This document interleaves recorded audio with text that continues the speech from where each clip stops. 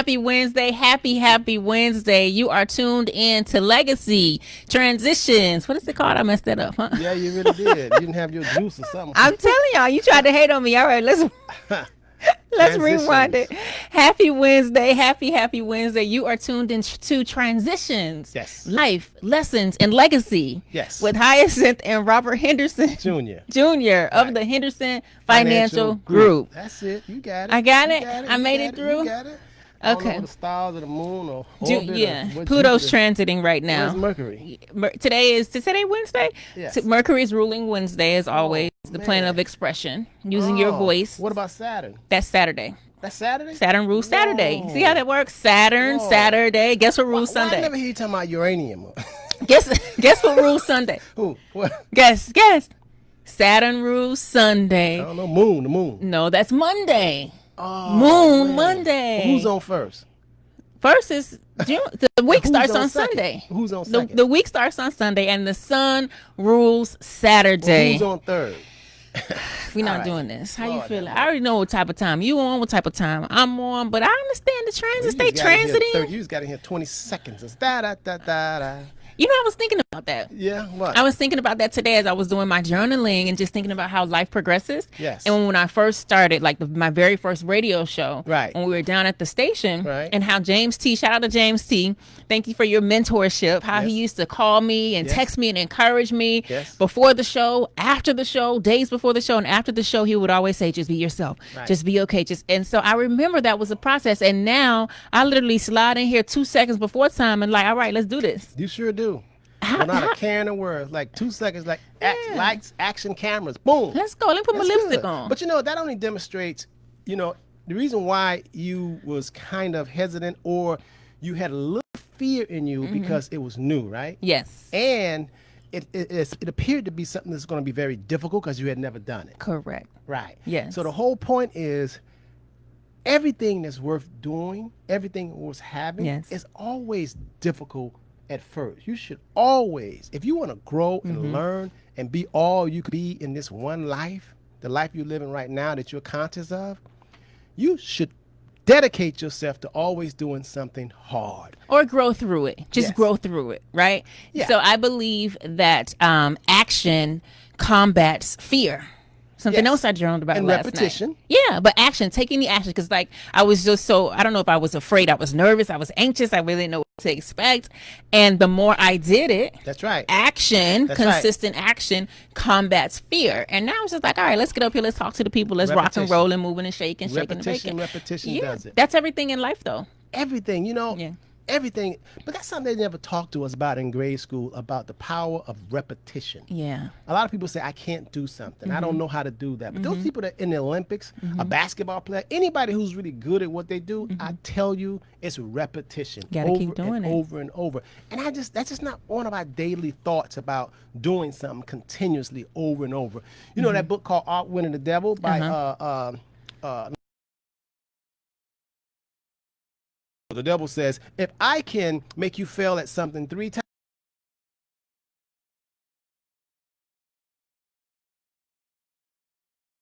learning how to swim. Remember Antonio didn't know how to swim at all? Yes. He didn't know how to swim and he went and took lessons. When he came to our office, that's 8-9 years ago, he said he didn't know how to swim. I said, how's a big guy like you don't know how to swim? Yeah. So I said, listen, you need to do something about that because it's deeper than swimming. It has a lot to do with courage, fear, and just conquering your fears. And you know what, here's the thing, there's a powerful lesson in Antonio's dedication to learning how to swim, because most people, if they have not learned how to swim as a child, then they figure they can't do it as an adult. Right. It's like all the years of experience, all those limiting beliefs, all that fear has had the opportunity to just compound and compact on and on and on. So by the time you're grown, you're like, oh man, if I learned how to do it as a kid, I am not going to learn how to do it. And they sit it out. And so when you ask most adults, do you know how to swim? And they say no. And you say, why? Well, I wasn't taught as a kid. Right. And you're thinking you're grown now. And they label themselves and they stifle themselves, you know. When you can always learn, you can always do better, you know. But Antonio kept at it. I mean, he YouTube, he went to the YMCA, and I just cannot, words cannot express how proud I am of him. Really? I wonder if you still know how to swim, Antonio? Yeah, he still knows how to swim. Because okay. Once you start learning how to swim, then you keep it's like once you learn how to ride a bike. Listen, I hadn't rode a bike before the pandemic since March. I hadn't rode a bike in, I can't remember, more than 10, 15 years. And then as soon as this pandemic hit, I went and got a bike. Oh my God, I was like riding with no hands. Yeah, that's true. So it comes Good back example. to you. It does. Everything comes back. All right. So for those of you out there in Facebook land, I know we just jumped right in today. That's just the way the energy is flowing today. Thank you so much for being here. We hope that you stick and stay. While you're here, hit the share.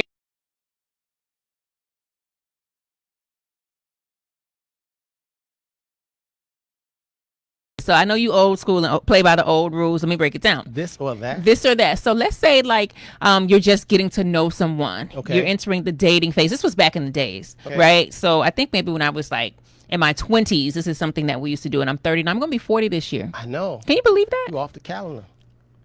You off the calendar. Okay, 62. Ain't no day. You off the calendar. Because after that, 30, right, 31. I guess. That's right. That's it. I'm on. Dang, I never looked at it like that. Yeah, you on to something else. You on some piece of paper, but you something. Not the calendar. Anyway, I'm going to be 40 this year. You up there anyway, but you higher than I'm excited about that, though. I am too. I'm glad. looking looking forward to it. You're going to be 40. Yeah. July. Birthday's not in July. Oh, August. August. It's not July 62. Oh, August 7th. You sure? Can you say it a little more confidently? Most Leos are in July and August. Yeah. But do you know when my birthday? August 7th. Okay. Come on, all my passwords, a pin. You put your birthday. How do I not know it? Duh. So you won't ever get me. All right. Okay, so back in my 20s when I would be, just starting dating, getting to know a guy, we would play this or that. Like you would be on the phone. This is back in the days when people talk on the phone. And you would say chocolate or vanilla. And the person just has to answer. Okay. So it's like a rapid fire round of questions that people answer. All right. And so we're going to do this financial edition. And so before we get started with the questions, here is my disclosure and my disclaimer that yes, we are financial advisors, certified financial planners, we're licensed and credentials. Realtors, we're all of the above. However, this is general information. Yes. It's not a recommendation. If you want a personal recommendation, then give us a call. The purpose of today's show is just really to get you to spin your wheels, right? And to be like, wait, I never thought about it like that. And so traditional this or that, the person just answers the question quickly, and then I move on. But I know that you like to talk a lot. Is it a timer or anything? I'm the timer. I'm gonna be like, what's the Sandman? I should have had a little thing to come and pull you off stage. No. Oh. So you answer the question, but I'll give you a little bit of room to expand on it. Okay. And the goal for today's show is for everyone who's out there listening, who's connected, to really stretch your mind and think, hey, I may have thought this way about a financial concept. I didn't know that I can look at it from a different perspective. Okay. Not necessarily, we are not trying to convince you. We're just trying to shed light, and then you go do your own research. And if you need a professional, give us a call. All right. So financial this or that kicks off now. Share while you're here. Please hit the share button. I just want y'all to know this is new to me. I don't know what's in store. This is my daughter, this or that. I don't know what it is. So let's shoot them. So what that means is it's going to be very authentic and real time. All right. When I thought of this morning, I started to call you and tell you, but I was like, I didn't feel like going through that. Just throw it on me, right? Yes, it makes me feel better. I was like, let me just slide in and just put him on the spotlight. Like I'm getting married tomorrow, Dad. That happened. That happened in real life, right? And you didn't say anything. No, you actually showed up. Did you cancel all your appointments the next day? Because you were there. Yeah, I had to. You had to. Yeah. Did you tell me your daughter was getting married spur of the moment? I don't remember. So long ago. Yeah. All right. So this or that. All right. So the first question is carry a balance or pay off monthly? Credit cards. We're talking about credit cards. Carry a balance or pay off monthly? All right. Well, first you got to say your answer and then you can expound. I know you never played this before 62, but come on. All right. Thank you. Okay. Say it again. A credit card. Dealing with credit cards. Right. Carry your balance or pay it in full monthly? Pay it in full monthly. Explain. The reason why, because when you pay it in for a month, that means that you didn't overextend yourself. So if you go and charge something for $500, you better have $500 to back it up. Don't be acting like that credit card is your sugar daddy, okay? Or your second job. It's not, because they charging you interest by the day. Trust me, you know? So if you go charge up $1,000, you better expect $1,000 coming in from a real estate deal or Mr. Sugar Honey getting ready to give you that or whatever. But don't carry it forward because it's like a running stocking. You know, like a little thread, it just runs. Before you know it, it's 5 years and you done paid double. Right. Okay, got it. All right, good. So you got the hang of that. Well, that's just from the heart. I feel that's what I wanted, and right. I can feel your vibe. You like this. You'll tell me later. Right. Okay, so the second question relates to credit as well. This is a high credit score and no debt, meaning no creditors. Mine? Like 850 like mine? Okay. Okay. Y'all see where I get it from, right? All right. So a high credit score and no debt, meaning you don't owe anybody, you don't have any creditors, or a good credit score and some debt. Well, there's different kind of debts now. You got to answer the question first. You said a high credit score. High credit score and no debt. Okay. Or go ahead and say which I have. That's what you want to say. You were going to say, I have the top credit score. Can't get no higher than you, right? 850. Okay. Or a good credit score and some debt. Okay, the reason why that's hard, because debt is it investment debt or it's consumer debt? So if this was 20 years ago and I was getting to know you and I'm asking you, we playing this or that, we on the phone, I'm sitting up in my room, I got my legs kicked up on the bed frame, like chilling, you would be losing right now because you're supposed to answer and then you can expand. Pick one. Okay, high credit score I have. Or what? Or what? Say it again. Okay, we already know you have a credit score. So zero debt, zero creditors, or you have creditors. I have creditors. Okay, now explain, sir. The reason why, even though I have the highest credit score you can get, right? And this is interesting to say because you do have the highest credit score ever, right? And you still have debt, right? So let's explain it to the people. The reason why this question is so important to me is because there is a misconception that the credit score is the goal. I just have a high credit score and I don't want to use it. I don't want it to drop a point. I'm scared if I use it, if I do this, it's going to drop a point. And here I am sitting on a high credit score and that's all I have. Right. So can you explain your answer? Okay. So the highest credit score, I love that. I have that because nowadays, man, if you have 700, they have something called a 700 club. I mean, you get money thrown at you. Okay. And don't even think about it if you have 800 scores. I mean, you get stuff in the mail all the time. Hey, here's $500,000. Do you need it? Do you need it? And you know, one time when I was young, and my credit score was like Freddy Krueger. I couldn't even charge a bubble gum. You know, and that's So I just want y'all to know I didn't always have this kind of credit. I had to work on it. But a high credit score and having consumer debt is not good. See, I don't have the consumer debt. Consumer debt is like, credit cards, Macy's, dealer, FedEx, that kind of, I mean, not FedEx, but American Express, just having debt like that. I don't have that debt because of the interest. But I have debt, it's investment debt, leverage, when you're using other people's money. In other words, you follow me? Let's say if I paid cash for a piece of property because I wanted to get it real fast, something was going to happen. Once I pay cash, then I will pull the money back out and I'll use that money to buy some more. And I'll make sure that the debt on that real estate debt can give me all kind of tax benefits. Plus, the tenants will be able to pay the debt for me anyway, and I'm leveraging. So good debt is always good. You'll find that people like Amazon, Apple, these corporations, they have a lot of debt. But it's not consumer debt. They'll do bonds. That's IU. They'll issue bonds, even though they got $100 billion in the bank or $100 billion inside of their cash flow. But they still like to leverage, because leverage, you get more when you leverage your money. Okay. Using OPM, other people's money. Other people's money, right. I like that. And I like that you explained that. So a key word, a vocabulary word for those of you who are out there listening is consumer debt. Yes. Because when you threw that one out there, I thought, yes. Educate the people, educate them, let them know. So you got it. Listen, we're not saying carry balances or have creditors where you're just charging up everything and having a good time. when Mr. Henderson speaks on consumer debt, that's your research that you need to go back and do. And then also he spoke about investment debt that he's using to leverage his credit score so that he doesn't have to drain the tank. Correct. Oftentimes, especially now, our generation, we're getting money so many ways on social media, right? People are bragging about they're going to buy a property and they're paying it cash. And I'm like, okay, yes, this is good because you're going to buy a property and you're investing in real estate. But when you do that, you really drain the tank. Right. You got to start back at zero. Right. Okay. All right. Good one. Okay. So the third question is a written budget or free for all? Written.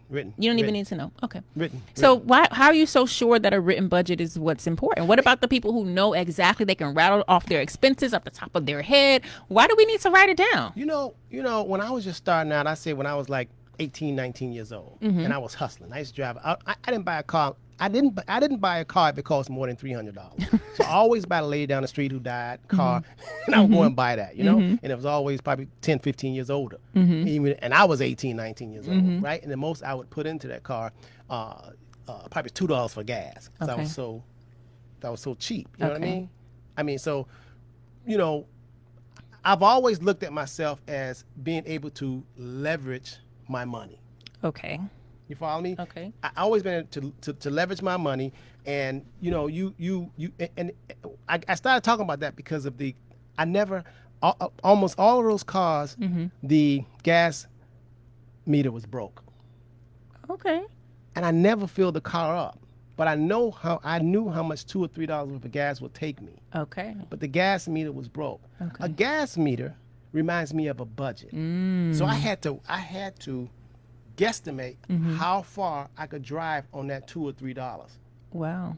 And sometimes I would run out of gas. Right. That's like if you don't have a written budget, you don't really know how much gas, how much how much cheese, how much money you have, and you run low. So in other words, you have more a month than money. You have money. Right. So having a budget gives you a gauge. It's like if all of us, if we say, let's go get in the car and we get ready to go to Orlando, the first thing you're going to do is look at what? Gas tank. Right. Because if you have a quarter of a tank, you can't go straight to Orlando. Right. Because it's a 4-hour drive. Right. Okay. So, but as soon as you get in the car, naturally you're going to look at the gas tank and know you got to fill up. That's like looking at your budget.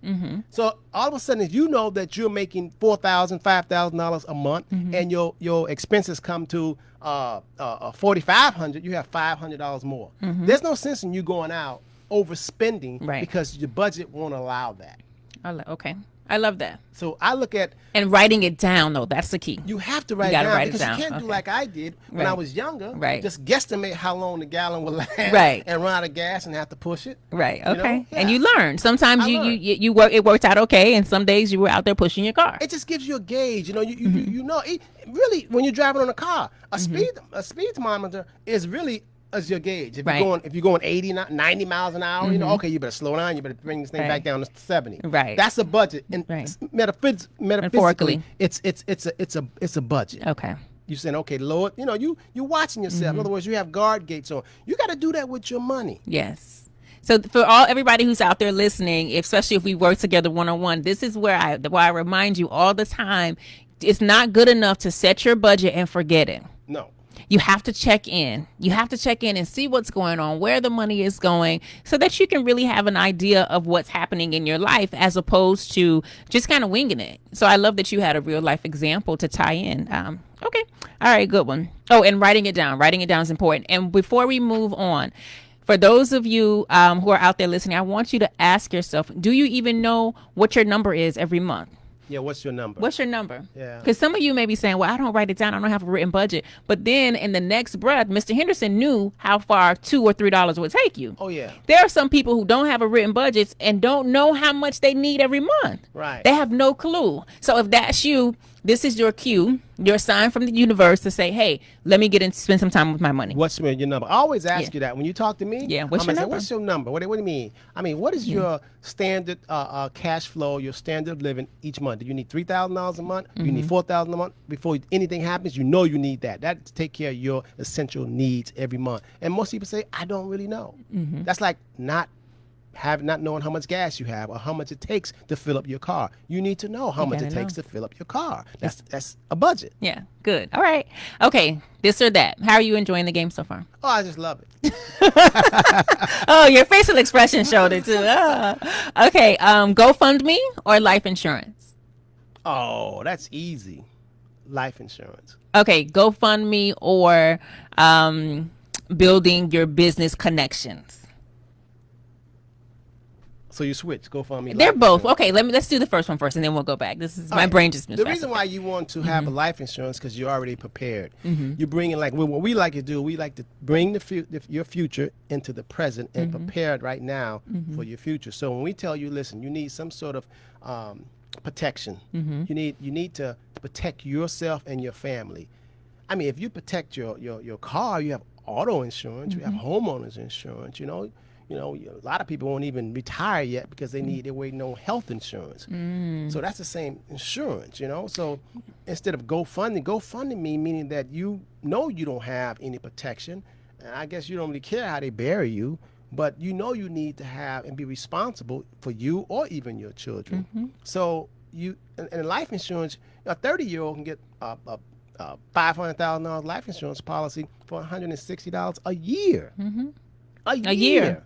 $500,000. Yeah. And you good. Just one, and you covered. Yes. So the GoFundMe, when you have somebody GoFundMe, that means they wasn't forward thinkers. Yes. They just didn't think ahead, Yeah, I agree. Yeah. I agree. And then you leave your family, your loved ones, in the time they're already bereaved because of your loss, right? Yes. So they're already going through it emotionally. Now they have to think about the financial aspect and financial component of it. And so I remind my clients and people that call is you don't want to do that to your family members. No. You don't want to do that. Let them focus on, getting their emotions together and giving you a final home going and not have to worry about who's going to pay for it. Right. They don't need that added stress. All of my grandkids, all 4 of them have life insurance. You're skipping ahead. I have a question about that too. All right, good.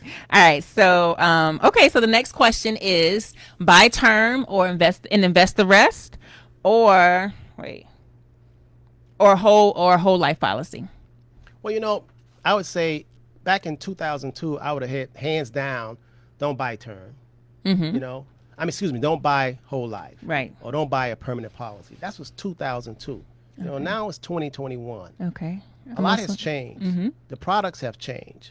And term is still the cheapest form of protection, but it's term. It's for a while. The problem is people stay too long on term. It's like getting ready to take a road trip and you stop by the turnpike to go in the restroom. And you just stay there. Right. You don't come You forget about the rest of the trip. You forget about the rest. Right. I'm like here. Term, Right. Term is like just to help you because you haven't got your money up yet, and you're just trying to have some protection. Okay. And then you want to have that term that can convert to a whole life. Yes. That's what term. At least you have some protection. Yes. When I said a 30-year-old can get $500,000 life insurance for $160 a year, that's a term insurance. But he's 30. By the time he's 40, he should start trying to convert that to a permanent policy where he's going to have cash value. It's going to give him living benefits. And you use that lump sum of money, not only just to die, but if something happens to you like a stroke or a heart attack, or you become disabled, or you go into a coma, that death benefit, they give it to you now. They give you your flowers now while you're still alive. You don't have to die to use that policy. That's what I like about that. Okay. So whole life is your answer. Yes. Not by the term. New whole life, not that old whole life. Right. A tricked out whole life. Yeah, the tricked out whole life. And it's only like 3 or 4 companies that do the new whole life that what we're talking about. That whole life, oh my God. You can put $1,000. The old whole life said you have to put money inside of a life insurance plan and you had to wait 3 years before you have any cash value. This tricked out new smartphone type life insurance whole life, you put $1,000 in today, in 10 days, you can leverage and borrow against that $1,000 $950 and go do what you want to do. And your $1,000 is still in that whole life. I love that. Yeah. Y'all ain't heard about that. Y'all should call us about that. What number they should call? 305-825-1444. Once again, ladies and gentlemen, that's 305-825-1444. I think I'm going to go into voiceover business. Oh, yeah, because you love it. You love changing. Did you see how I know that. You perk up. I get excited about that. God, I'm going to do that. I'm going to figure out how I can do, I'm going to start that voiceover business in 2021. Job, huh? You want to do a whole lot of stuff. You're a Renaissance here, aren't you? Absolutely. Renaissance. Go ahead, Renaissance daughter. Why should I have to do one one thing. Okay, like George Washington Carver. Okay. All right. So this or that, if you're just tuning in, you're tuned in to This or That, the financial edition. Yes. If you're here, do us a favor and hit the share. It doesn't cost you anything. Don't worry about the likes. They are looking. We are sharing information, things to pique your interest and make you go, I didn't think about it that way. And now that you've brought it to my attention, Mr. Henderson and Hyacinth, I'm going to go think about it. That's and good. I'm going to give you all a call. A new thought. A new thought. And what's better than a new thought? Man. Yeah.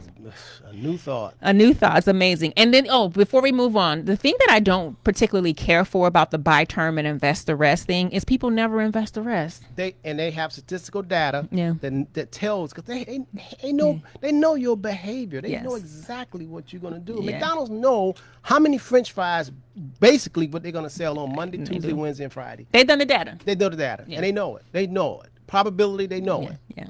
Good. Yeah. So think about that. Keep that in mind and ask yourself, did I say I was going to buy term and invest the rest? How much have I invested? Right. So don't take our word for it. Right. Look at yourself, because some of you have done that.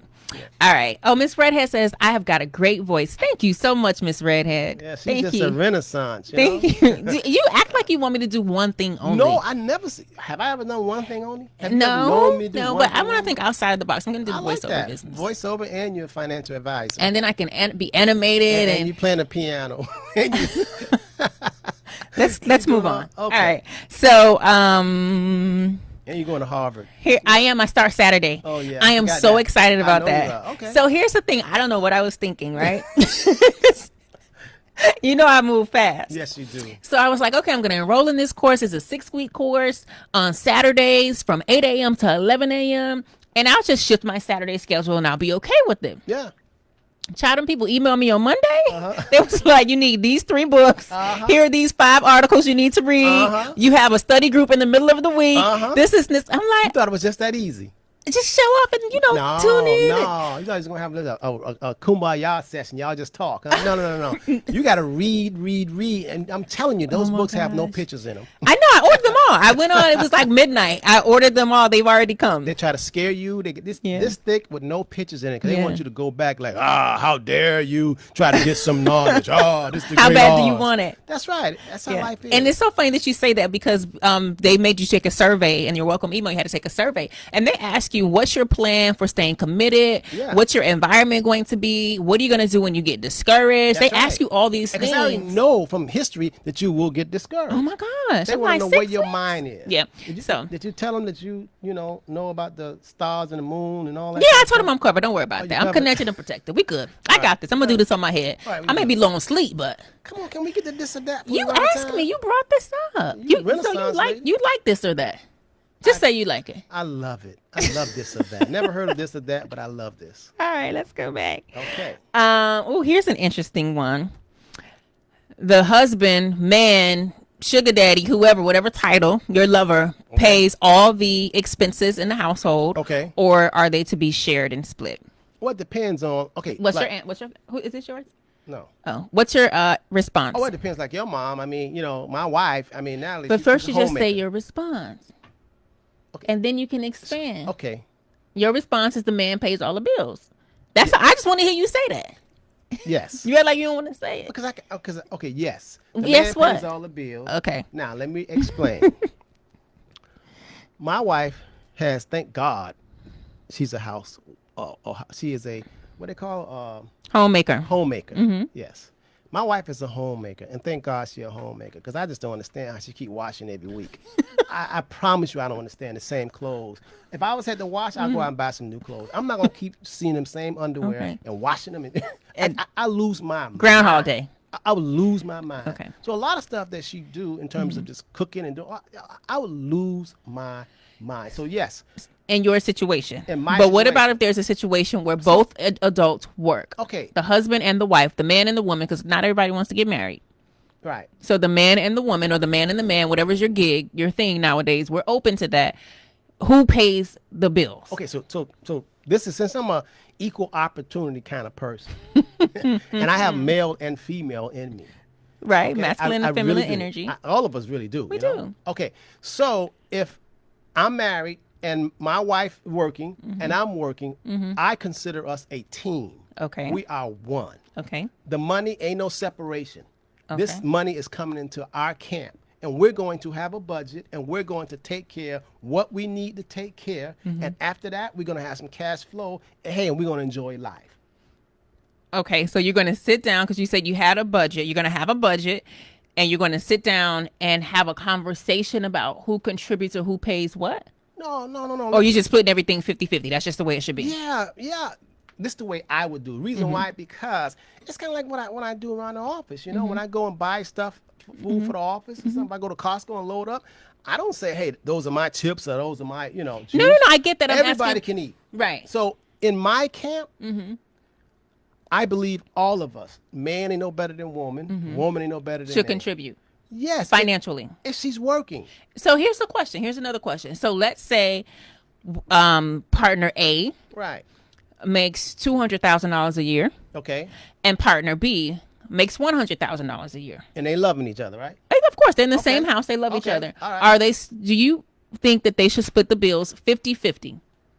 Well, first of all, I think if they're married and they're under one roof, it's ain't no your bill, my bill. It's our bills. Whatever money we got, if she making $200,000 and you making $100,000, we got $300,000 to pay our bills, to take care of our stuff. So that brings me, and I'm going to merge this question in because it was a separate this or that question, joint bank account or separate bank accounts. But from your responses to this question, it sounds like we are under one roof. Everything is going into one bank account. Yeah, because when I go in the refrigerator, that ain't my sandwich and your sandwich. I mean, but that's different. That's just because you have separate bank accounts does not mean that I have to say. If you want to have a separate bank account, you could have a separate bank account, but I'm gonna always keep my eye open. Because if you want to have one, I'm gonna have me one. You know what I mean? But I need to know where the money going. We both need to know if we vote somebody making $200,000, the other one making $100,000. The Hendersons, we got $300,000. Got you. We need to take care of our budget and take care of everything because we are one. Now, anything other than that, then you ain't really my wife. Okay. You're really my husband. Then I got my one eye. I have to have trust. I have to feel good. Now, if you're just spending all the money and then there's a problem. So this is your response is based off of the expectation that all income goes into one account or several accounts that both of you have your names are on. We got the same. If we married. And we supposed to be well, people not getting married. Well, let me not say people. I'm not getting married anymore. You not? No, I told you that already. Okay. I want a ring in the ceremony. I don't really want a ceremony. I want a ring though. Okay, so if you're not getting married but anymore, I may live with somebody. Okay, that's okay. Maybe. Okay. You can live with them. I kind of hope my grandkids are up and out and you can do your own thing. But here's the thing. So do we want to talk about what marriage, because I'm not a fan of having a government. Is that on this and that? No. Okay. So in your thing, right? We'll come back to that. So let's get back to what I'm saying. Okay. See, I respect me being a man. I respect women so much because my mother is a woman. Right? Oh, your mom's a woman. Oh my God! Don't say. And I love my first love was my mother. My mother took care of me. Could have left me on the doorstep. So I just come on, man. What's mine is what's hers. And everybody, all my children, everybody. If they're in trouble, I'm going to help them. Okay. Now listen. When you start talking, if I'm gonna marry you, then what I have is yours. It's not like this is mine. That's not the kind of marriage. That's why we've been married forever for so long. Because that's how I see it. So that's your answer, and you're answering this question from a personal perspective, which you've answered all of them from. So I accept that, right, from your personal. Okay, so the question is, if you are together, if you're cohabitating, should you split all the bills, or should one person be responsible for the bills? Mr. Henderson says what works for him and what he likes is all the funds going into one pot, and then it's just equal. There is no asking. You know why? Because let's say because if I'm paying all the bills because I'm a man. Can you ask me what my position is? No, I'm just saying if I'm paying all the bills because I'm a man and you're a woman and you just paid for the electric bill, you just stacking up on me, man. You just stacking on me. And if I just say, I got to line one little bit, you go, because you got all this money you've been stacking up for 20 years, and I just been paying all the bills like a gopher. No. Well, that's a scarcity mindset. I'm going to call you out on that. It's a scarcity mindset because that's our money. No, that assumption assumes that after you pay the bills, you don't got no more money. You don't have no money to stack up. Scarcity mindset. But even after I pay the bills, if I have a little bit of money, I know she have more. You can pay the bills and still have a lot of bit of money. It depends on, listen, what if I'm making $100,000 and she making $100,000? But I understand what you're saying. I'm just all the saying your bills. mindset and your thinking. Right now, I pay all my bills, and after I pay all my bills, I don't have no little bit of money. No, not you. No, but I'm just what I'm You saying make an is example. right. The example. I know So you have- you what are you talking about? Oh, you just make an example. Here's the thing, ladies and gentlemen. Let's share. I know you got. You to my athlete. You said After I pay my bills, I pay all my bills. and then you say you have no more money. No, I said I have money. Right. Oh, okay. Right. I was So gonna say, what you got some kind of substance abuse going on? no. I pay all my bills. I call that buying my freedom. I Okay. get to buy my freedom. I don't need Okay. nobody bossing me around, Right. telling me what to do. I cut all the checks. Now, when it's time to pay them for a split second, I'd be like, dang, girl, you still doing this? So you want somebody else to come in and pay? I didn't say that. I said a split second. Then I'd be like, enter. Oh, Enter. okay. Oh, Cartwheels. man. But I only shared that because you're saying that your example was, why would I pay all the bills and then I'm not able to stack my money because my spouse is stacking her Stacking money. hers, yeah. You can. My point is, you can pay all the bills and still stack your money. But what? You can do both. That's Okay. a scarcity mindset. Okay, but don't cut me off. I'm saying that if I make 100,000 Mm-hmm. and she make 100,000, and just because I was born a man, Mm-hmm. without me doing, I supposed to be a man. I'm supposed to pay all the bills, and you supposed Mm-hmm. to have your 100,000 just pay the light bill and the water bill. No. I was And just then- asking. That's okay. not my position. Well, so now, I would never be in a position like. I yeah, would no, never that's be in a not my position thought. like So since you asked, he asked me, what do you think, Heisey?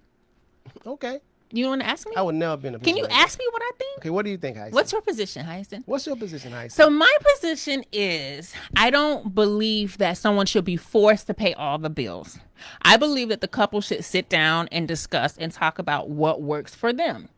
Okay, so using your example, I got you. Now that makes sense. You say what works for them. in their So if household, the man want to be a sugar daddy and a fool, if it works for him, let him go ahead. If you want to walk all over him with your Why are red, you with your calling high him- heel shoes on, then just let him. You say what works for him. If he just like doing that because he just want to feel like he the king and he's going to pay all the bills, and he thinks that he getting some sort of reward, and you stacking you said if it works for him. A lot of it works for him, but if he came to me as an advisor, I'm gonna say, listen here, Bobo. You need to get together. The reason why she have more than you, and then oftentimes he may say, man, I don't know how much she got. You've been married to her for 20 years. You've been paying a bill, and you don't know how much she have. Ain't y'all one? this is you're speaking from the examples of toxicity. Nobody said I'm not finished. Tox what? Tox what? I'm not finished. No one said. But just Are if you you saying basically drunkenness? said. Are you saying drunkenness? You basically said if a man chooses to pay all the bills, then he's Bobo the clown. If he finished. letting her just stack us, he just make one. If he just make one bad move, she gonna say. That's later, because you later. have a scarcity mindset.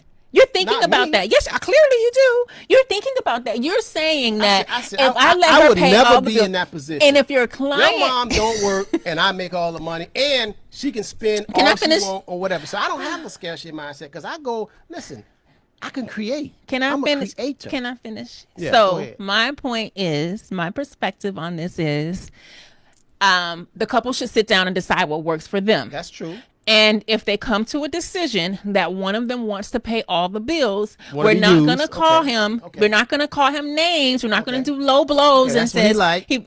we're not going to say Okay. he's a clown and he's Boo Boo the I didn't say he fool a clown, and all those things. but I And he just wants said- to. We're not going to do that. We're going to Listen say, to him. Okay, go ahead. who are you to tell him that he's misinformed? Let's go down because he needs to know the big picture in terms Well, of here's the love thing. and So let me unity break this down because and you're teamwork. judging teamwork and love and unity off of money, and money is the lowest vibrational ever. It just Money hit has me. a zero vibration. It I'm not just finished. hit me. I'm not finished. It just hit me. It just hit me. Let me hear this. I wish I had my You want tea. a guy to come in and pay your bill. That's not true at all. So what if he choose to pay your bill? What you gonna say, honey? Listen, don't pay my bills. Why would I say that? Why would you say what? Why would if someone says I'm gonna pay all the bills? Why would I say no? Don't pay all the bills. I ain't a Why? fool. Why would I say that? We're gonna sit down and have a conversation. Let me go on record saying that I am not a woman that says you got to pay all my bills. I believe that that's broke B behavior. If you're not able to pay all your bills, you have not been financially stable enough. You should not even be dating or getting married. If you're dating with the expectation that someone else is going to pay all your bills, you don't need to be dating. So let me get that clear, because I don't want this out there in the multiverse and people like Hyacinth wants. That's not the case. However, if we sit down and we have a conversation and we say, how are we going to do the expenses? And he says, I'm going to cover the expenses at the house. Why would I say, no, baby, don't cover the expenses at the house? Are you ever going to say how much money you got? Well, are you going to say how much money you got left point, over? Before if we y'all want to do something and you say, okay, I need 100,000, you're going to ask him where his 100,000? This needs to be. And he ought to say, well, I got 100,000. I've been covering all the expenses. I've been paying for all the vacations. No, we didn't say vacations. All expenses. We didn't say that. No, he said to cover the. So this is when you have an equally yoked partner and understanding who you're connected with. Because the type of person that I am, and that's why I said you're looking at money as the end all and be all, and it's a low vibration. If you want to judge someone's value based on the amount of money that they contribute to the household, you have another thing coming. Because if any guy that links up with me, if he says he's going to pay all the bills, I may be standing in the gap in such a space that his business is going to start to flourish. He's going to start making more money. All right. I know you're a male chauvinist, so you don't want to talk about this today. I'm not a male chauvinist, but, this low vibration and stuff. Because you're judging it off of money. Who? You. No, I'm not judging it off of money. Let's go for it. Let's go. I think say toxicity? Low vibration? Toxicity. Oh my God. That's a toxic way of thinking. That just because someone pays, if they choose to pay all the bills, and you act like I'm gonna I date broke people. I don't date broke people. Anyone who dates me knows my lifestyle. So if he says he's gonna pay all the bills, why would I ask him? Do he have enough left over? He know how much these bills. I know if you dating somebody, he's got to be strong. He cannot be fragile. No, because he'll be in the fetal position, and what calling he's you be strong, calling me, and I don't have no time for that, man. I'm gonna say, listen, man, get over it. And he gonna make him some money. Stop living in the past. And he gonna make him some more money. Yeah, he gonna make him some more money and more money and more money. He will. It's not like he's going to be connected into me, who is draining him.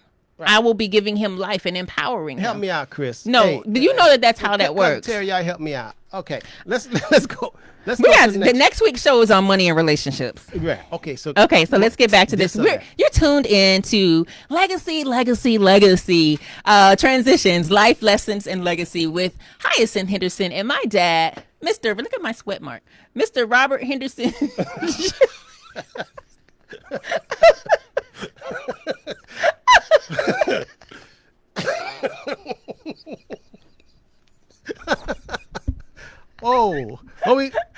Telephone number 305-825-1444.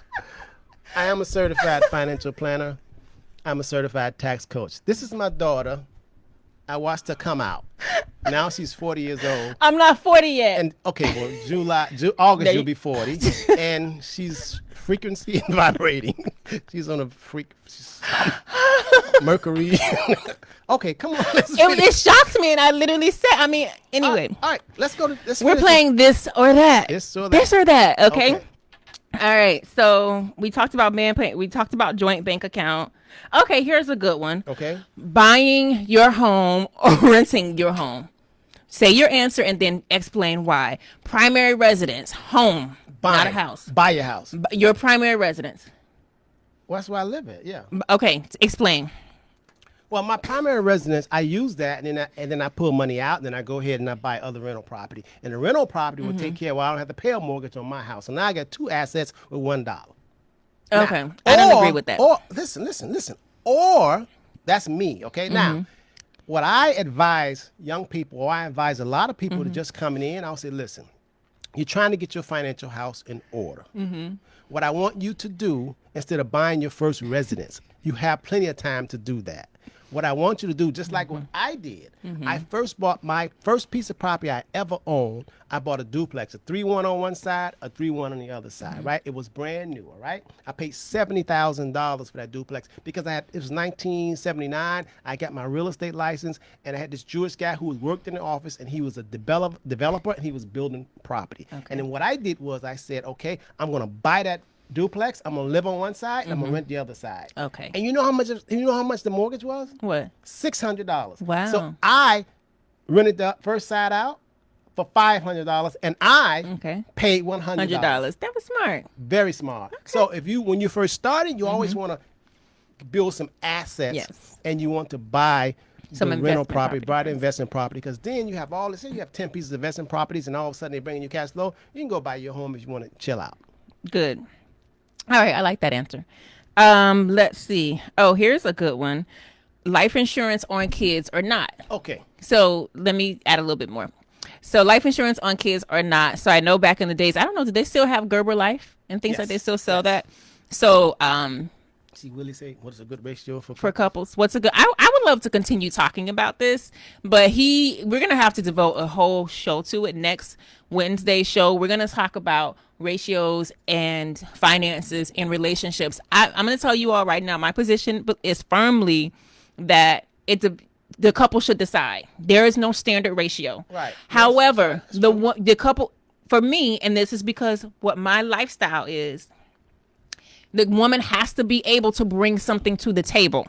So not just you pay all the bills and I'm just a liability. The woman has to be an asset, or whoever else is paying. If the woman is paying all the bills, then the man has to be an asset, because now we're in the age where sometimes those roles have reversed, and it's okay. But we don't want to focus everything on the dollar amount that a couple or a person is bringing in. We have to look at assets and liabilities, and most people think assets and they think of dollars, and money has a very low vibration. Well, it don't even vibrate. Well, compensation, just like, your mother, my wife. I mean, she's invaluable to me as I was coming up, and even now, she handles a part of my life that she's really good at what she does. But you can see that because she doesn't work. And I value that. Yes, I value that. And even when she was coming up, having 5 kids, she was taking you to Brownie.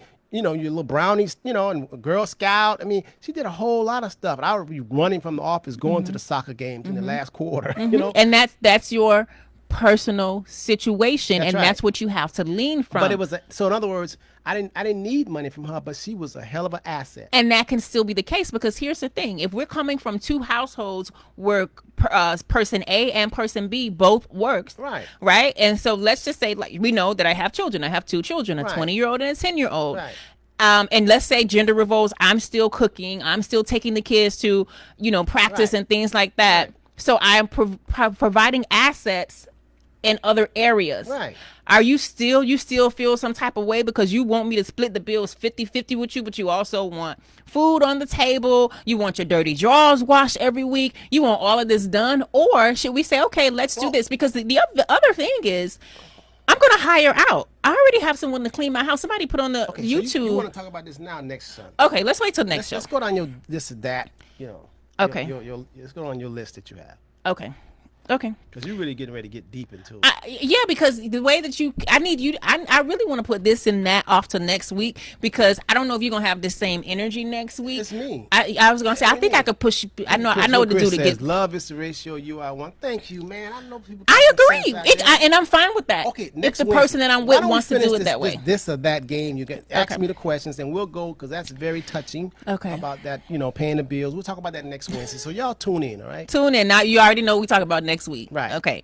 And clearly we have 2 different mindsets. So it should be an interesting hour-long watch. Okay, so life insurance on kids or not? Oh, definitely life insurance on kids. Why? Okay, so being a certified financial planner, over the years, they've always told us that life insurance is only for the protection of premature death. If your kid is not a movie star or an actor or actress or something that have some special talent and is bringing in a whole lot of money, why would you need to have life insurance on them? Because they're not going to replace your income. Life insurance is for the breadwinner. So if something happens to the breadwinner, then he all of a sudden unexpectedly wake up dead, then the family don't have to suffer, okay? And that's the number one thing. Life insurance is protection against premature death. If God told us we wasn't going to die ever, nobody would need life insurance. Children. Okay, now, that was the basics. That's the basic principle of life insurance. Mm-hmm. That's like a flip phone. Mm-hmm. Now they got the smartphone life insurance. Mm-hmm. So when we put life insurance on children, it's not to protect them right now for death. Let me tell you good things too. Several good points of putting life insurance on kids. Mm-hmm. You have a kid and the kid's 1 year old, okay? You don't know, a lot of times by the time the kid is 15 or 14, he could be obese. Mm-hmm. He can have some kind of illness that when he gets older, she gets older, they cannot get insured. Mm-hmm. But if you get it while they're young, the cost is so cheap, right? And the premium will never go up. So if you get a $500,000 life insurance on a kid, I would not term. Right. Not term insurance, because term is temporary. You will get cash value because now you can pay into that life insurance policy, but you never just want to pay the premium. You will always want to overfund it. So in other words, so let's say you have a 1-year-old and the policy, it may be $10 a month, or $5 a month. You pay $2,000 a year. It's a savings because now that money is going into a bucket that's going to be growing at least 4%. And when the kid gets older, they don't have to worry about getting no life insurance, because as you get older, the life insurance value is going to keep going up. Plus the cash that you put in there is going to keep rising, okay? That's the smart way. And that's how a lot of wealthy people do it, but you all don't know it because they don't talk about that. Yes. Okay. So not just so life insurance, but a special type of life insurance. Right, not no death insurance. Right, not death insurance. And I love the point that you added about locking in insurability. Yes. Because people take that for granted. Whoa. If you can if your child is healthy and you can lock in that insurability now, oh my gosh, we never know what's going to happen. We're not wishing any illnesses or ailments, but sometimes things happen. Rare illnesses and things come up. Your kid is already locked in, and then also if, just the price. I love it. I just love. And then plus when you put the life insurance in the kid name, you are the owner. Oh yeah, that's and a there's different three thing, components of a life insurance. Yes. Okay. Owner. You the parent, you the owner. That means you control the three components. The owner, the insured, which is the kid, and then the beneficiary. Yeah. The owner gets to name the beneficiary, and the owner controls the policy, controls the money. The kid, when you have a kid and you get insurance, they don't have to even take blood and urine. Right. They don't have to take note. They don't have to be stuck. They don't have none of that. They're just going to give it to them. So that is good. That kid may grow up to be a crackhead or something. You got insurance on that dude already. You don't know what he's going to do or she going to do later on. But at least you have it, okay? You're covered. You're covered. You got it? And so I like that you broke down the three pieces, the three parts of a life insurance policy, because what I tell my parents and my grandparents all the time is when you look at a life insurance in a different way, a life insurance policy in a different way, and you start using it the way that we use it, which is to stock large amounts of money away, and you're like, okay, I'm going to get this insurance on Tink, Tink, or Tito, my grandchild or my child, but I'm the owner. You own the policy. You own the cash value. That means you're using their young age and their good health to be the mule. Right. But if you can dump all the money that you want in that policy within limits, and you control the money. What if you 400 pounds and you know you can't get it on insurance? Exactly. I mean, you can take your grandkids. You can say, listen, I love you. They do it with bar mitzvahs. Instead of giving them sneakers and clothes and all that kind of junk and games, they put money inside of a fat policy. Let me tell you something. We call it make your child a millionaire. By the time the child is 40, 50 years old, and when you pay $2,000 a year, you only have to pay it for 10 years, 15 years. You name when you're going to stop paying it. But when you do stop paying it, man, that thing compounds. And guess what? If you ever get in a jam, you can pull the money out. You can pull the money out, or not even pull the money out. What I like about it, you leverage the money. Say you have $50,000 in that policy, and you need to get $40,000. You don't drain the tank. Right. You say, insurance company, I want to borrow $50,000. Since I got leverage, blessed to the ones that have, for you should have more. If you got money, you can get some money. You ain't got to use your money. So if you got $50,000 or $20,000 into that kid policy, and you the owner, you go, hold on, I need $19,000. I'll put it back later. Do you have to put it back? No. But at least you don't have to drain the tank. You can leverage. You don't need no job. You don't need no credit. That's access to capital. You know who do a lot of this? Banks. Yes. CEOs. Yes. See, this is advanced strategy. This is advanced strategy, man, See, they teaching you all how the fundamentals of playing basketball, just shooting. They ain't teaching the no-look passes behind the back and all that. We teach you the no-look passes, okay? Well, keep the same energy next week, Junior. Keep the same energy next week, 6'2". Oh God, I love it. But you're right. We are teaching some advanced strategies. That's right. And my goal for today's session, and I think we are doing a great job smashing that goal, was to enlighten people. Yes. Have people to think. And so one more thing I want to add about that life insurance policy, where you're the owner on the child's policy. You know what I really like about it? What? let's say you are the owner and you pay the policy and you're the owner for the first 30 years of the child's life. Right. You can take advantage of, the cash value. Right. You can have a good time. It's like you're dancing on the dance court, on a dance field. You're dancing. You're like, you know what? I'm tired of dancing now. Right. But the kid is still alive. Right. And now I'm going to transfer ownership to the kid. That's right. And now they have a policy where the cash value has been built up. That's right. And now they get to slide in. That's right. And start dancing for another 10, 20, 30, 40 years, however long. And they ain't paying no premiums. Ain't paying no premiums. What? So you're transferring over ownership. You see why ownership matters? You talking about a slam dunk? That's slam good. Dunk behind the back. Yeah. So when you come here, we take the basic principles of investing and we put a spin to it. We put some. It's like we don't have collard greens with no nothing in it, man. What we put in it? We put all kind of ingredients. Seasonings and stuff. No meat though. Our macaroni here is not just mac and cheese. We got the macaroni with that. Tell them about your daughter stuff, mac and right? cheese. What I put in the mac and cheese? You do make some good macaroni. I make the cheese. best macaroni and cheese you've ever had. You do make some good. You do make, because your mac and cheese, you can't just go to anywhere and get no mac and cheese. You can't go to Denny's. No, we ain't selling that kind of Denny's. See, when we tell you about financial products and strategy, we putting that into it, not just that basic stuff. What we putting in it? Into it, not just that basic stuff. You know what I mean? So if you really want to know what the big boys are doing, that's what they're doing. Yeah. They don't tell you about that. They tell you about the TV dinner kind of stuff. And all y'all get the same canned goods and the same stuff like cattle. That's how they do the masses. But when you come to the Henderson Financial Group, oh my God, we're going to tell you the real deal and take you behind the curtains and tell you exactly how to do this thing, how to really do it. We're whipping it up, right? Yes. Okay, so here's another one. This or that. Focus on paying down my debt. Okay. That's all I'm focused on. Or am I going to prepare for my financial future? Okay, focus on your debt or do what? Or prepare, like save, invest. Am I focusing on paying down my debt, or am I savings and investing right now? Because that debt, just let it stay there. It's going to be there. I want to get rid of it. And then after I get rid of it, then I will start investing. Well, I don't like that strategy. That's the old school. Which one? I like the strategy that we use now. You could do it simultaneously. There's a strategy now that you can actually save and use that money to pay off your debt simultaneously, and it's called creating your own family bank. Okay. We call it the GOOD program, getting out of debt. Yes. Now that thing right there, I know y'all ain't never heard of that. Yes. It's so good. Again, this is advanced strategy that you're not going to hear this. You're not going to hear this from Fidelity.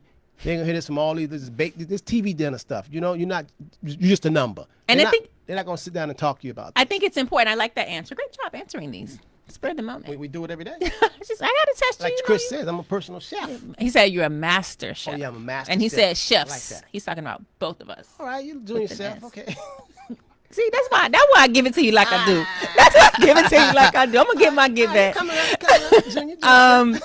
So I like this because a lot of people, there are 8 billion people on the planet. So let's say some people know that you can do both. There are still people who are like, nah, I'm gonna start saving after I pay off my debt. Oh, that's old school. It's old school thinking. So what I want you to do and get from this is you can do both.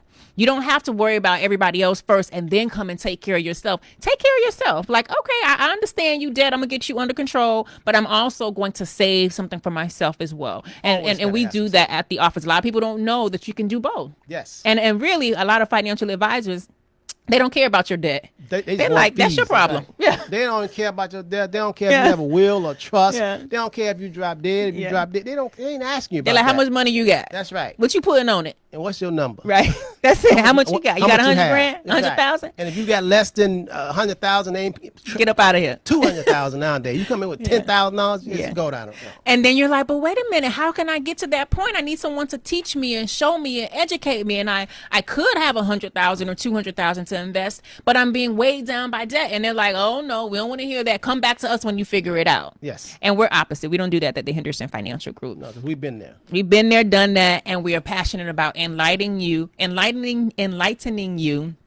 educating you so that you can be empowered and so that you can elevate, enlighten, educate, empower, elevate. Right. I like and that. Up your vibration. Right now, you want to use? No, I'm just saying, up your vibration. All right. Did you finish? Is there some toxicity coming through? Oh no, not at all. No, I didn't. Okay.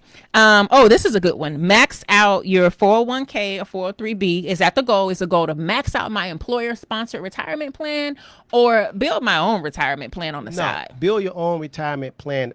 Listen. That 401k, when you maxing it out, that's a government plan. When has the government ever told you something that's going to benefit you and not them? Think about that. The government job is to get more money, more money, more money, more money. They don't make nothing. They got to get money from you. So you think they're going to design a plan to give you more money? No. And I think that's interesting. I'm glad that you chose that option because a lot of times, that's the brainwashing, right? Get you a good job. They're going to give you a 401k or go down there and be a teacher. They're going to give you a 403b, things like that. And so you focus on that without thinking, what am I missing here? Cattle. And I like that you said the government don't own nothing, but they want a piece of everybody something. Yeah. And so when you really break it down and think about it, well, again, this isn't direct advice to you. We are sharing this information so that you can expand, you can do your research, you can call us, say, hey, you know what? I didn't think about it like this. What am I going to do? What do you suggest? Let's have a one-on-one call. If you're interested in a one-on-one, that's 305-825-1444. Once again, ladies and gentlemen, that's 305-825-1444. We are the Henderson Financial Group located in sunny South Florida. All right, so not maxing it out. We're going to invest in elsewhere. Because we have a program that is better than putting money in the 401k. We like it a lot. Now, if you have a company that's matching, go right up into the match if you want to, okay? And then I'd rather for you take that money and do other things that we'll tell you a strategy where you can get tax-free retirement. You can put that same money. It gives you so many more benefits, and you won't lose a dime in the stock market in case the market crash. What I don't like about all the 401k plans and IRAs, that they limit you, that you have to put all of your hard-earned money into the market. And most people are not expert at managing their own money, okay? Then when you give it to a firm, then you don't really understand what's going on. When the market crashes, your money crashes also. There are alternatives. People like us that we don't put money into 401ks. We don't do that. What we do, we use something else that the rich, wealthy people, people in Congress who wrote the rule, they don't tell you about. We do what they do, but they don't tell you about it. Why? Because they want more money from you. 95% of you people don't know. And you've been hearing about these companies, these 401k plans for so long until it has been programmed. Repetitiously, you've been hearing it. So a lot of times, what we're going to tell you, some of you all just can't hear us because it's hard for you to unlearn that. But we try to actually show you. We will actually show you and demonstrate if you want new and you want better. Okay? Yes. You can't keep doing the same old thing and expecting a different result. Yeah. And so what we meant, again, because I'm the compliance person, right? I'm making sure we're always compliant, right? So we have what he really meant, everything that he said, he meant it in the translation is we have a superior product that may be better for you. It may be better. We don't know if it's better for you, but we do know that the product has some benefits and bells and whistles that you may like, right? You sleepy? Yeah. All right. Okay. I'm going to have to run the tape back on that one. Antonio's making the face. I don't have my glasses on, so I can't see. No, I'm talking about you. Don't do that. Don't do that, 62. Like that. Don't do that. I was doing Don't like do that. that, 62. Don't do that. Don't do that. All right, here's the last one. Then we're going to let you go so I can run the tape back because something's just telling me that he was over there like a kid in class who be acting out in the seat and think the teacher can't feel his vibration. I told you about that. Don't use that against me. I told you about that. You told me about what? You used to do that? I don't remember that. I used to love going to school, getting that free lunch and seeing my friends. Okay. I learned nothing in school. 3 months emergency fund or 6 months? 3 months emergency fund or 6 months? Well, it's a 3 or a 6, sir, and then you can elaborate on your response. Is it 3 months or 6 months, sir? Okay, 6 months. 6 months. Thank you for your response. Now, the emergency fund, when I say 6 months, that's not money just sitting there in the bank earning 29 cents a month. The emergency funds that we use earn like 11% a year, okay? And that's emergency fund. But why did you choose 6 months over 3 months? Because I just want to have more money. Okay. Now, see, and for a lot of people who are not creative, it takes them a longer time to get started. Yes. Some people, if they get fired or laid off, then, they're going to go into, being, a depression. Some people like, okay, this door closed, I'm getting ready to do something else. Or they would have a side hustle. So just to cover everyone, at least have 6 months because it's still more money. But I don't like people to have, when people come to us and they say they have 6 months sitting in the bank earning 29 cents a year, I mean, I'm like, no, we can take that same emergency fund. You have access to it. And if you have good credit and you also have credit cards, that's emergency, you know. You can always $5,000 if you need to get a hotel or whatever, you know. But usually our emergency funds is still growing for us. Absolutely. That's an emergency fund that we have. Not paying 0.001% interest at your local bank. No. Okay. No, awesome. that's Jedi mind. We don't get into that. No. All right. So we've been on here for an hour and 2 minutes and 48 seconds. It is a very happy Wednesday in the studios of the Henderson Financial Group. You've been tuned into Transitions. How are you feeling, Father? Lovely. Did you enjoy this or that? I absolutely love this. Good. Okay. We should do this again. Good, but not next week, because next week we're talking about money and relationships. Oh yeah, that hot spot. You're gonna be ready for me, aren't you? You know it. Well, I don't have to. When you stay ready, you don't have to get ready. Oh, look at that! You vibrate high too, right? I'm definitely gonna have my vibration high. You ain't even gonna be able to touch me when I start laying them facts down next week. Man, you talk so much stuff. You is my daughter. I get it. I was gonna say I get it from you. You are my daughter. You really are. All right. So tonight at 6:30, 7 o'clock. 7 o'clock. Tonight. Oh, God. Tonight at 7 p.m. Tune in for Antonio Wilberry and Tavares Jones for the Rising Solutions right here tonight at 7 p.m. Then we're going to give you a break for Wednesday and for Thursday and Friday. We're going to pick back up with our programming on Saturday morning, bright and early, with the Understanding Money Show at 8 a.m., followed by the American Cream Show at 9:15. Then we're going to conclude Saturday's program with the Understanding Money Part 2 show. Sunday will actually kick off your week. It is ruled by the sun the first day of the week. Sunday will be kicked off by Baggage Claim at 6 p.m. right here on the Henderson Financial Group. Make sure you are tuned in. If you're still here, please hit that share button. And then also, I'm going to be doing the Harvard thing on Saturday. I was going to pre-record the show. Okay. But I don't know if I feel like doing that. Okay. We'll talk more about that off the air. Depends on where the sun and the moon and absolutely. Depends on, I have to check where Mercury the is chart. at. I have to see what's check with Mercury. going on. Why wouldn't I? Why would I just be out here blind? We'll know what Mercury says. We'll know. All right. All right, y'all.